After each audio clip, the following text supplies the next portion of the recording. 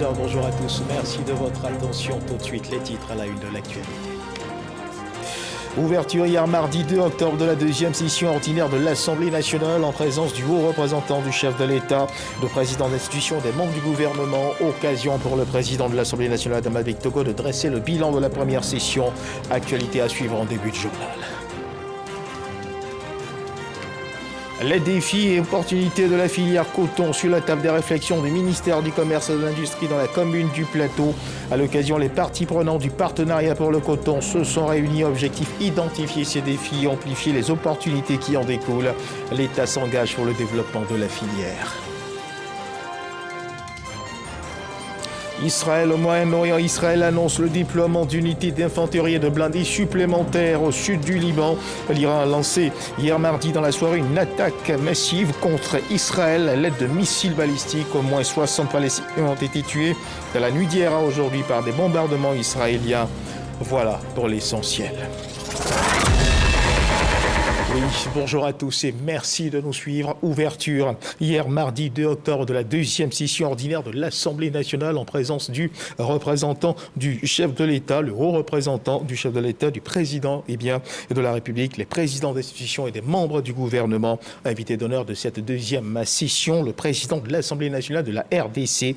À l'occasion, le président de l'Assemblée nationale, Adama Barrow, a dressé le bilan de la première session. Il a insisté sur le fait que cette session sera centré sur le projet de loi du budget de l'État. Reportage signé Carmel Dia et Moussa Konaté. C'est le retour à l'hémicycle pour les députés ivoiriens après 3 mois de vacances parlementaires.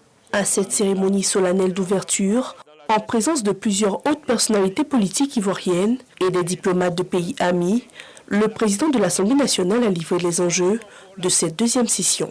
Elle verra l'examen du budget de l'État de Côte d'Ivoire pour l'année 2025, qui est estimé à plus de 15 000 milliards de francs CFA. Adama Barrow a par ailleurs invité les députés à examiner les 22 projets de loi de cette session avec minutie.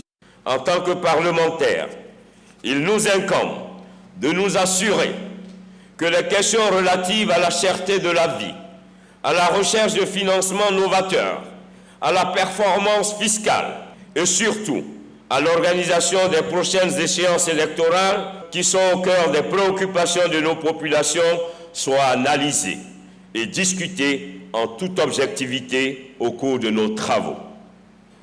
Aussi, devrons-nous œuvrer à travers l'examen du budget au renforcement de la paix, de la solidarité et de la fraternité dans notre pays. Plus loin, le président de l'Assemblée nationale s'est prononcé sur d'autres sujets d'actualité en Côte d'Ivoire. La présente session ordinaire s'ouvre dans un environnement national et international particulier. Au plan national, la question de l'orientation sexuelle ou de l'homosexualité communément appelée le phénomène Woubi a quelque peu marqué l'actualité. Je voudrais saisir l'opportunité de cette tribune pour informer nos concitoyens que l'Assemblée nationale n'a jamais été saisie d'un projet de loi visant à légaliser cette pratique dans notre pays. Au plan international, on assiste à l'apparition en RDC et dans d'autres États, la maladie Mpox ou variole du singe. La Côte d'Ivoire a su apporter la riposte et je voudrais assurer la République sœur du Congo que la Côte d'Ivoire sera à ses côtés pour que dans la mutualisation de nos forces, nous puissions apporter la riposte à cette maladie Mpox qui vient à nouveau endeuiller notre Afrique. Invité d'honneur de cette cérémonie, le président de l'Assemblée nationale de la République démocratique du Congo, Vital Kamerhe, a livré un discours qui a traduit la qualité des relations qui lient les deux pays. D'Abidjan à Kinshasa, la fibre africaine est forte. Au-delà de la langue française que nous avons en partage, nos cultures nous unissent. L'unité et la solidarité africaine que nous appelons de tous nos vœux, c'est aussi notre capacité en tant que leader à trouver des solutions africaines aux problèmes africains.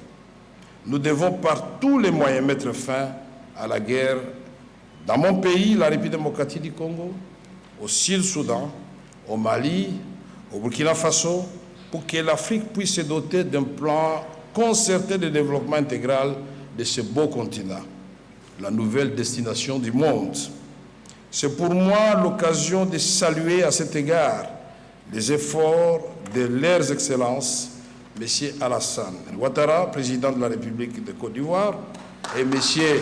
Félix-Antoine Tshisekedi Tshilombo, président de la République démocratique du Congo, en faveur de la paix et de l'unité africaine. C'est ici pour moi l'occasion de souligner l'importance de renforcer nos liens économiques au niveau bilatéral, mais aussi de stimuler les mécanismes multilatéraux propices à une coopération et des échanges plus accrus à l'échelle de tous les continents. Ouverte ce mardi 1er octobre 2024, la deuxième session ordinaire de l'Assemblée nationale prendra fin le dernier jour ouvrable du mois de décembre, conformément à la Constitution.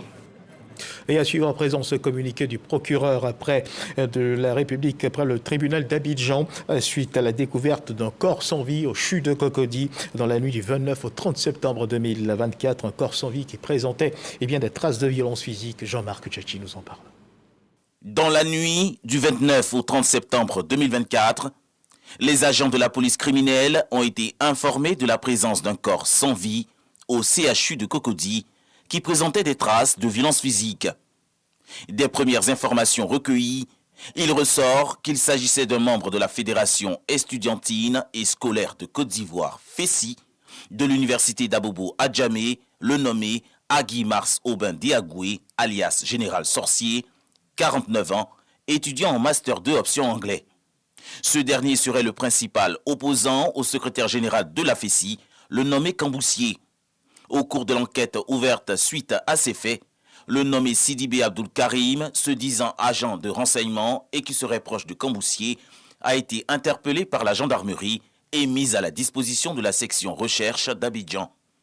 Interrogé par les agents enquêteurs, il affirme avoir été sollicité par Camboussier pour initier une rencontre entre ce dernier et Agui Mars Aubin Diagoué, tous deux en conflit perpétuel sur les différents campus.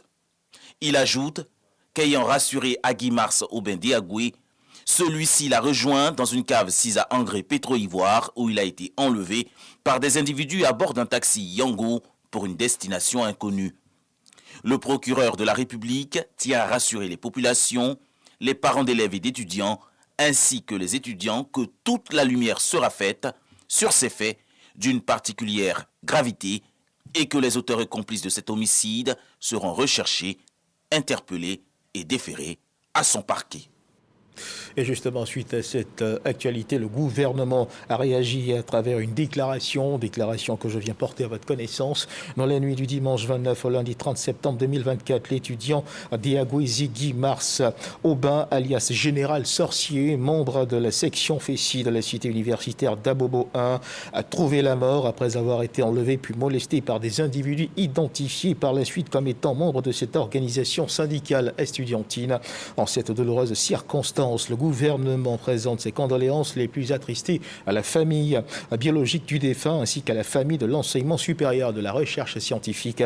Le gouvernement condamne avec vigueur cet acte de barbarie d'un autre âge qui met à mal le climat de paix et de sérénité qui prévaut dans l'enseignement supérieur depuis plusieurs années. En attendant les conclusions de l'enquête ouverte par la police nationale, le gouvernement décide à titre conservatoire d'interdire toutes les activités des associations syndicales estudiantines sur l'ensemble du territoire national, fait donc à Abidjan le 2 octobre 2024.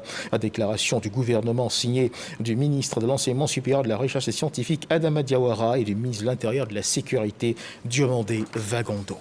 Les défis et opportunités de la filière coton sur la table des réflexions du ministère des commerces et de l'industrie dans la commune du Plateau. À l'occasion, les parties prenantes du partenariat pour le coton se sont réunies.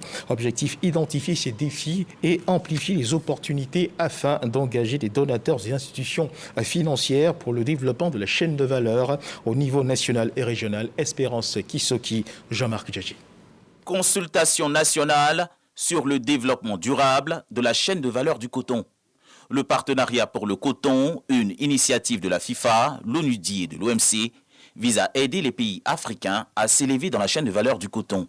Depuis cette année, on bosse étroitement avec la FIFA, qui comprend aussi d'autres partenaires, justement pour essayer de transformer le secteur cotonnier dans les pays du C4+. Comment on peut, dans un premier temps, transformer et mettre de la valeur sur le coton de ce pays, et puis aussi avoir plus d'accès dans le marché mondial. Notre rôle a été et sera de pouvoir apporter à cette initiative notre expertise au niveau technique, nos avis conseils, et surtout pouvoir apporter et aider les pays concernés donc, pour vraiment entamer ces réformes qui sont nécessaires, entamer cette transformation pour que cette chaîne de valeur coton, textile et habillement puisse connaître un réel essor et soit le moteur de l'industrialisation ici de la Côte d'Ivoire. Cet atelier vient à point nommé suite à l'adoption de la stratégie nationale de promotion de la filière textile et de l'habillement en juin 2024. Cet atelier en fait permet de mettre en œuvre toute la matrice d'action concernant en fait cette stratégie qui a été adoptée avec l'appui de nos partenaires techniques qui ont lancé une initiative en tout cas plus grande, l'OMC, l'ONUDI et la FIFA, pour appuyer les pays du C4+, dont fait partie la Côte d'Ivoire, afin de promouvoir l'industrie coton, textile et habillement qui, comme vous le savez, est un creuset de création d'emplois pour notre jeunesse et nos femmes. Sur la base des stratégies élaborées, cette filière va permettre de générer $1 milliard et plus de 75 000 emplois. Et d'une filière à une autre, regardons à présent du côté de la filière à oignons, où les petits producteurs enregistrent des pertes après leur récolte, à perte due à un défaut de lieu de stockage. Pour essayer de changer les choses, 300 cases de stockage seront remises aux petits producteurs d'oignons des régions de Béké, du Hambol, du Tchologo, de la Bagoui, du Poro. Cela en vue de leur garantir un meilleur revenu après leur récolte. Jean-Yves Zadi, Kader Segodogo nous en parle. Aboulaye Koulibaly est acteur de la filière oignon depuis une dizaine d'années à Bouaké. Il échange avec d'autres acteurs sur les difficultés qui minent la filière en Côte d'Ivoire. L'année passée, nous on a perdu notre propre camion sur cette voie, entre Dori et Kaya. Avec barrage qui était à l'intérieur, on a perdu ça aussi, ils ont tout brûlé. Avant, on traversait Niger, Burkina, on payait les frais de route 250 000. Maintenant, on passe par Bénin, les frais de route sont partis jusqu'à 800 000 francs. On passe par Nigeria. Dans Nigeria, les frais de route sont partis jusqu'à 1 500 000. Les responsables de la filière venus de tout le pays se sont retrouvés au marché de gros de Bouaké pour échanger sur la nécessité d'unir les forces. Ils prennent part à l'Assemblée générale constitutive de l'Union des opérateurs économiques d'oignons de Côte d'Ivoire, une organisation pour défendre leurs droits et intérêts. Une seule personne ne peut pas faire ce travail-là. Il y a des commerçants aussi qui sont au Burkina, Niger, Nigeria, ils sont avec nous. C'est nous tous, on va mettre ce circuit-là ensemble pour trouver une solution dans notre situation. La mise en place de cette fêtière à l'adhésion de la FENACI, Fédération nationale des acteurs du commerce du Côte d'Ivoire et du ministère du Commerce. C'est ce qu'on nous demande à chaque filière, de s'organiser afin que nous puissions les prendre en compte dans le cadre de leur encadrement et de leur protection. Et s'ils sont ensemble, l'État saura par qui et à qui s'adresser pour résoudre leurs problèmes. Et eux aussi seront mieux organisés, ils seront aider l'État à traiter les problèmes. L'Union des opérateurs économiques d'oignons du Côte d'Ivoire regroupe les sémenciers, les exportateurs, les importateurs et les détaillants. L'organisation se veut une force de proposition pour une meilleure organisation de ce secteur vital dans l'économie nationale. Et en économie, des investisseurs américains intéressés par les opportunités d'affaires qu'offre la région du Poro ont séjourné pendant 11 jours dans cette région. Une visite d'immersion qui leur a permis de se familiariser avec le potentiel économique de cette région. Au terme de cette visite, ils se sont exprimés au cours d'une conférence de presse. C'était dans la commune du Plateau. Jean-Michel Quadio, Jean-Louis Bambo. À travers cette remise, le président du conseil régional du Poro traduit sa reconnaissance à la délégation de l'État du Delaware en visite en Côte d'Ivoire. Les 6 membres de cette délégation sont venus s'imprégner des potentialités que regorge cette région en vue de futurs investissements dans les secteurs de l'agriculture, l'élevage, le logement et la recherche. 11 jours d'exploration pour un partenariat qui s'annonce gagnant-gagnant pour les deux parties. La délégation a aussi été très sensible aux objectifs ainsi qu'aux ambitions du Conseil régional du Poro. Elle a pris note de notre ambition de faciliter l'implantation de partenaires et d'investissements qui pourront moderniser l'agriculture à travers, entre autres, l'irrigation de précision, des semences améliorées et des techniques de conservation et de stockage. Adresser les fragilités liées au changement climatique et promouvoir la transformation locale des produits agricoles. Pour les États-Unis, la Côte d'Ivoire demeure une destination privilégiée en matière d'investissement. Notre partenariat avec la Côte d'Ivoire repose sur des objectifs communs: croissance économique, prospérité et création d'opportunités durables pour les Ivoiriens et les Américains. Donc, cette délégation et cette visite se focalisent sur l'engagement des entreprises américaines à explorer des investissements qui créent des emplois, stimulent l'innovation et favorisent le développement. Cette transformation attendue de la région du Poro avec ses potentiels investissements américains se veut également une opportunité pour les jeunes et les femmes au cœur de ces actions de développement. Les acteurs de la filière minière artisanale veulent s'approprier les enjeux de la prospection minière et surtout explorer les solutions qui leur permettront d'avoir un mieux accès au financement. Des attentes traduites par leur participation à un atelier qui a traité des différentes questions mentionnées. Les détails avec Dangui Dangui. Même si la filière revendique depuis environ un an un regain de vitalité du fait de la célérité dans la délivrance des autorisations d'exploitation minière, l'exploitation minière artisanale à petite échelle en Côte d'Ivoire est à la recherche de visibilité. En état des lieux de la petite mine, elle se porte mal qu'on essaie d'améliorer. Il s'est trouvé qu'au niveau des Ivoiriens qui détiennent les autorisations, par manque de financement, ils la sous-traitent à des gens, des non-nationaux, moyennant des miettes. Ça veut dire quoi? Si eux-mêmes ils avaient un modèle de financement, ils allaient produire eux-mêmes et ils allaient beaucoup plus gagner. Et aussi le problème de la prospection, parce que la loi actuelle ne permet pas la prospection. Dans le projet de la révision du code minier que nous avons, il y a un volet de prospection qui est prévu. Parce que si on fait la mise en place d'un dépôt de minéralisation bien certifié, peuvent avancer vers la levée de certains fonds comme dans les grandes mines. Réunis dans le cadre de cet atelier sur l'importance de la prospection, de l'exploitation minière et des modalités d'accès des exploitants au financement, les acteurs de cette filière veulent s'approprier les enjeux de la prospection minière et les solutions relatives aux modalités d'accès au financement. Les journalistes de Côte d'Ivoire sensibilisés sur les maladies cardiovasculaires afin qu'ils puissent à leur tour faire le relais de cette sensibilisation auprès du grand public, surtout donc éduquer ce public sur les facteurs de risque. La Société ivoirienne de cardiologie, en collaboration avec l'UNJCI, avait une rencontre avec ces journalistes. Le point avec Yves Niazalé et Didier Nguessan. L'Union nationale des journalistes de Côte d'Ivoire, UNJCI, et la Société ivoirienne de cardiologie sensibilise contre les maladies cardiovasculaires. À la Maison de la Presse, les journalistes se font dépister. Pour reconnaître les maladies cardiovasculaires, un certain nombre de symptômes sont à connaître. Des maux de tête persistants, des vertiges, des douleurs à la poitrine, à type de serrement, de constriction, sont suspectes et doivent faire consulter immédiatement pour un avis médical. Les maladies cardiovasculaires constituent la première cause de mortalité dans le monde. Selon l'OMS, 75% des décès liés aux maladies cardiovasculaires se produisent dans les pays à faible revenu. Pour les éviter, des spécialistes donnent des conseils. Le message de la prévention, le message des attitudes à avoir de façon justement à empêcher ces facteurs de risque de survenir. Ça passe par optimiser son mode de vie, ça passe à des mesures d'hygiène de vie, ça passe par une alimentation saine, une alimentation équilibrée, ça passe par modérer sa consommation d'alcool, ça passe par éviter ou arrêter le tabagisme, ça passe par contrôler son poids, avoir une activité physique. Les maladies cardiovasculaires sont des pathologies qui affectent le fonctionnement du cœur et la circulation sanguine, augmentant ainsi le risque de complications graves comme les crises cardiaques, les accidents vasculaires cérébraux.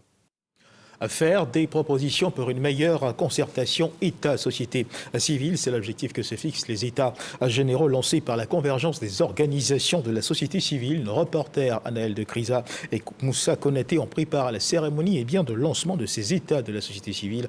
On suit le reportage. Pour la bonne tenue des États généraux de la société civile, certains acteurs décident de s'unir et parler d'une même voix.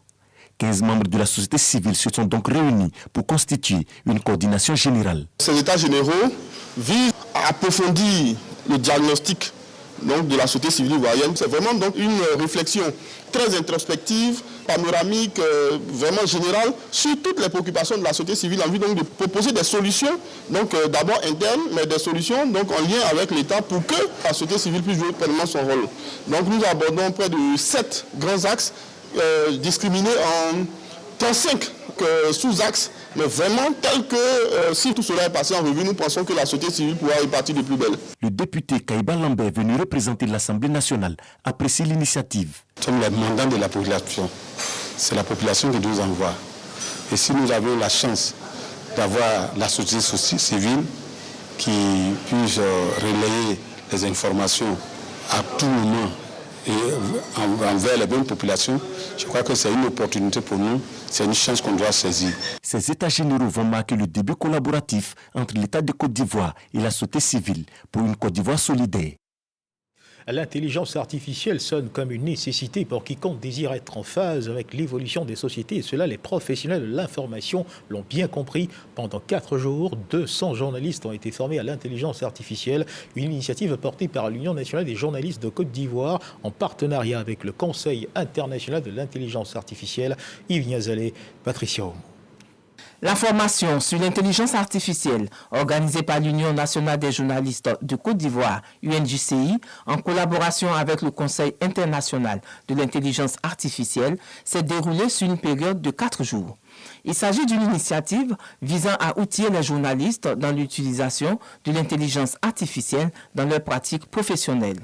Au total, 200 participants ont bénéficié de ce programme intensif. Il faut dire qu'aujourd'hui, avec la formation sur l'IA, ça a permis aux journalistes d'avoir encore un outil de travail pour mieux améliorer son travail des journalistes. L'idée, c'est de sensibiliser les journalistes à la bonne information, à l'utilisation efficiente de l'intelligence artificielle. La vérification de l'information, les enjeux éthiques liés à l'utilisation de l'intelligence artificielle et l'autonomisation de la collecte des données ont été entre autres les thèmes abordés durant la formation. Le président de l'UNJCI, présent lors de cette cérémonie de clôture, a réitéré l'importance de cette initiative pour préparer les professionnels des médias à relever les défis du numérique. L'intelligence artificielle aujourd'hui est un outil inspirant, une aide indéniable pour le journaliste.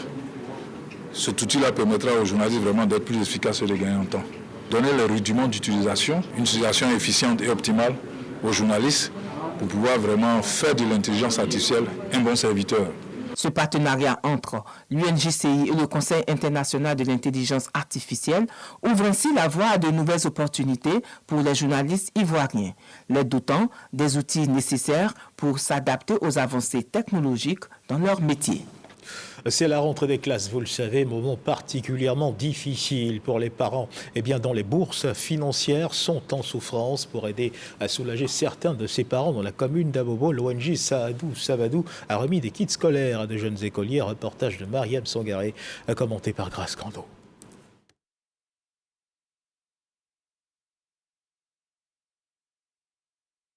L'ONG Saadou Sababou a pour mission, entre autres, apporter aide et assistance aux veuves, orphelins et enfants démunis. Elle vient d'offrir des kits scolaires aux élèves de la commune d'Abobo. Selon sa présidente, cette initiative vise à lutter contre l'échec scolaire. C'est ma 4e action qu'elle a. Je suis en train d'aider les enfants. J'ai besoin d'aide. J'ai des cahiers, mais ça ne suffit pas. Un don apprécié par les bénéficiaires qui comptent en faire un bon usage. Grâce à ONG, Savabou, il y a eu 5 kits scolaires. Chaque année, elle partage. Je dis merci à l'ONG Saadou Sababou. Cette cérémonie de remise de kits scolaires aux élèves est à sa 4e édition. L'ONG Saadou Sababou ne compte pas s'arrêter là. Elle envisage la création d'un orphelinat pour la prise en charge des enfants en situation difficile. Et les questions de sécurité préoccupent le maire de la commune de Bouna. Le maire de Bouna et son conseil municipal viennent de faire un don d'un véhicule double cabine de type 4x4 au commissariat de police de la ville. À travers ce geste, le maire entend renforcer les capacités de mobilité de la police afin de l'aider à remplir avec efficacité sa mission de sécurisation des biens et des personnes. Herman Yamia. Un véhicule double cabine de type 4x4 pour le commissariat de police de Bouna. Le conseil municipal, avec à sa tête le maire Bouraïma Ouattara, exprime ainsi sa volonté de renforcer la mobilité des agents de police afin de leur permettre de mener à bien leur mission de sécurisation des biens et des personnes. Le conseil municipal de Bouna, appréciant à sa juste valeur le sacrifice de chacun et chacune des agents de force et de défense de sécurité en activité dans la région, par ce don de véhicule exprime sa satisfaction à toutes ces braves personnes. Chers amis militaires, gendarmes et policiers, soyez rassurés que cette action est la première de plusieurs autres à venir.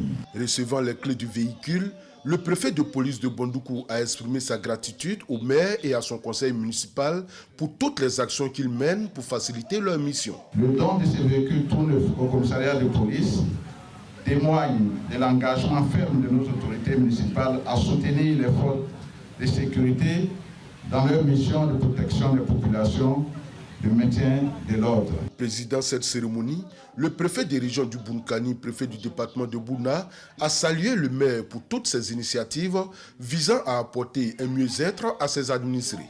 Ce geste est un exemple éclatant de la solidarité et de la cohésion qui doivent animer notre communauté.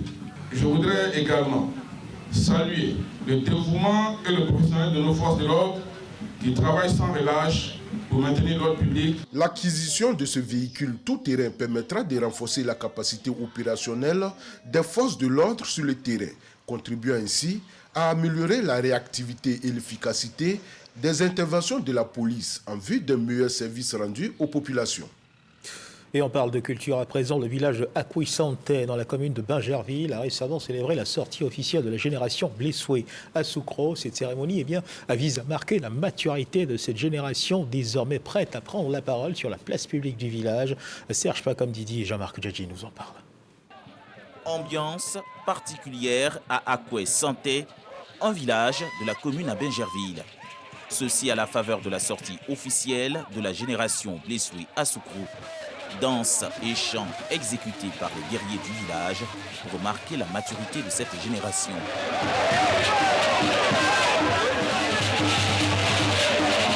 Cette cérémonie pour exprimer à l'endroit du peuple Hadjan que la génération Blessoué à Soukro est désormais prête pour prendre les rênes du village. La dernière catégorie de la génération Blessoué.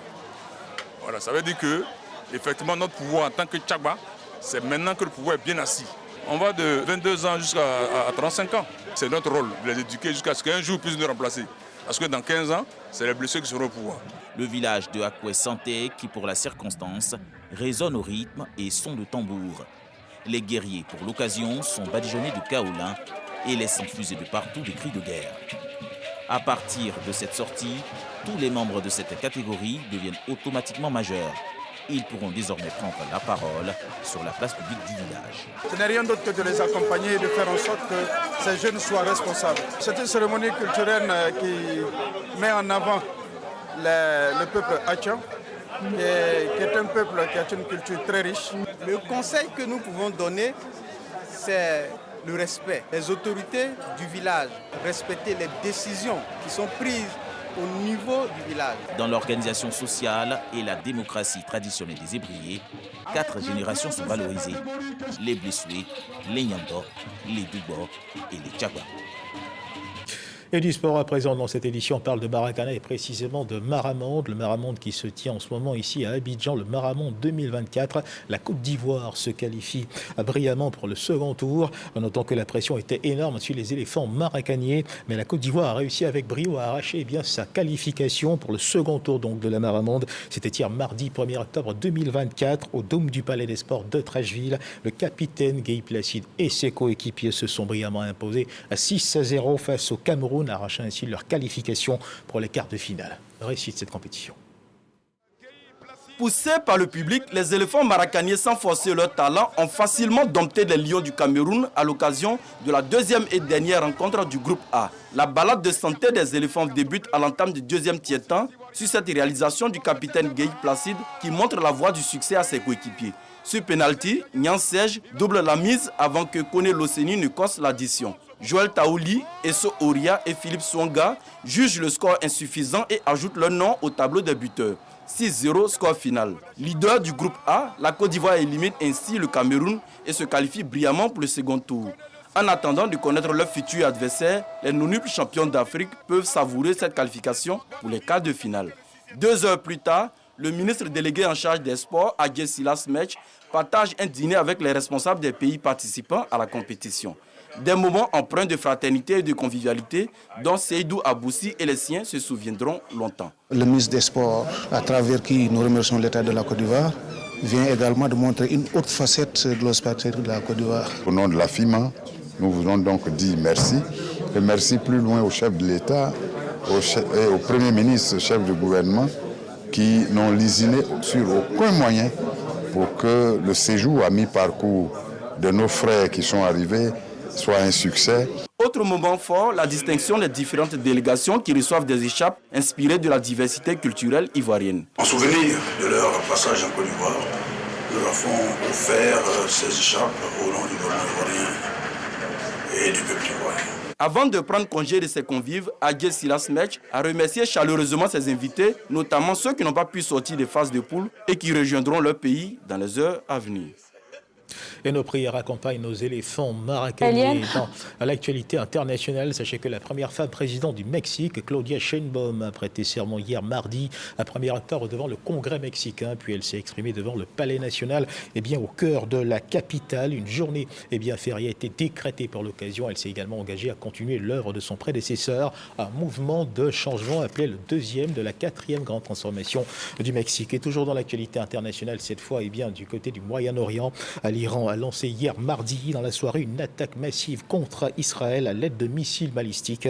La plupart des engins ont été interceptés, notamment dans le ciel de Jérusalem et de Tel Aviv. Mais 2 blessés légers ont été dénombrés. Au moins 60 Palestiniens ont été tués dans la nuit d'hier à aujourd'hui par des bombardements israéliens qui ont donc notamment frappé une école abritant des personnes déplacées par la guerre dans la bande de Gaza. Voilà qui marque la fin de cette édition. Merci de nous avoir suivis. Agréable début d'après-midi. Dieu garde la Côte d'Ivoire.